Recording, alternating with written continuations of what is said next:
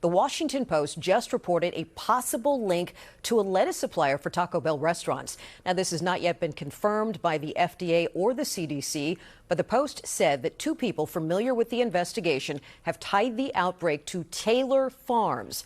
The report said Taylor Farms supplies lettuce for Taco Bell in Michigan and in 3 other states. We have been working for you all week to bring you updates on the rising cases of that illness, cyclosporiasis, and there are new numbers out today. Since May, the CDC has received more than 1,600 confirmed cases, and then there's about another 5,000 or so that need more analysis. Now, the agency, along with the FDA, put out new warnings about that parasite and ways to keep your family safe.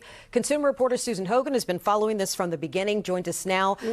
Susan, I understand there are also new numbers from Virginia in addition to this breaking news that we're just getting about Taylor Farms. Yeah, there are. And I also did reach out to my source at the FDA about this to confirm it. So I'll let you know if anything happens within the next 2 minutes out here as well. So yeah, so this afternoon, in fact, the Virginia Department of Health is now at about 37 cases statewide. That is up from 10 cases since their last reporting in June. Maryland cases have more than doubled since last week, up to now 69 cases since May 1st.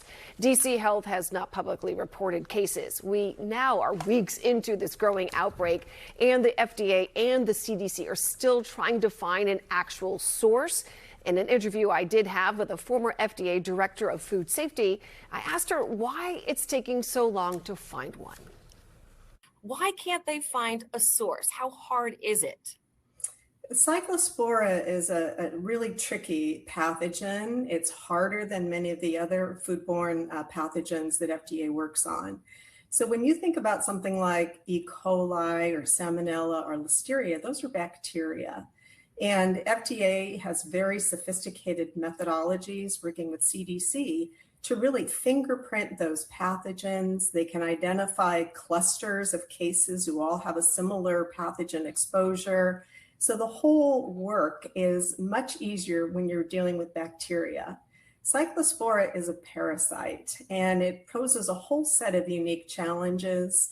One is that the whole genome sequencing, the molecular fingerprinting, doesn't work on this parasite for a variety of reasons. Also, the way this parasite works is there's a lag time between exposure and when people develop symptoms. So that makes it harder. When someone is diagnosed with cyclospora, they are interviewed and asked what they've eaten in the previous, let's say, 2 weeks or so. That's really challenging. The third thing is that cyclospora is in fresh produce. It's a seasonal outbreak. We see it in the summertime primarily, and people are eating a lot of fresh produce. So if you interview people and they say, well, I ate berries and I ate lettuce and I ate tomato, well, everybody's eating those things during the summertime. So it's just a much more challenging scenario to try to identify the root cause of an outbreak like cyclospora. Yeah, so it's still, we're really kind of unsure about this source, right? And from what I understand from the Post article, and we're still trying to get confirmation as well, is that the connection is with the particular company in 3 states. So that is why there were some Taco Bells in certain locations in Michigan that did have a sign on their door saying we're no longer serving these particular items on the menu. So again, and there are also other clusters too. So it may not just be lettuce from there too. So there's a lot going on in this space.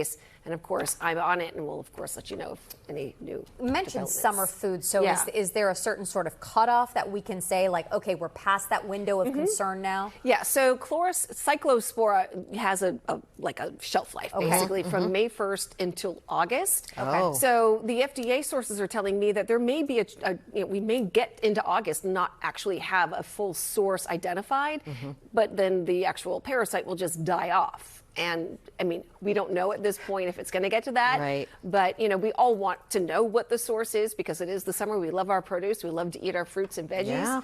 But, I know a lot of people are just so hesitant about it. So it would just be nice to know if we have some clearer, identifier on this. I have a college-age son who texted me this morning, Mom, what can I not eat? And I'm like, okay, don't eat this, don't eat that. He was like, good, I'm throwing out the lettuce, I'm throwing out all this. But I think locally here with 37 cases in Virginia, 69 in Maryland, if you think about the numbers, that's not a lot.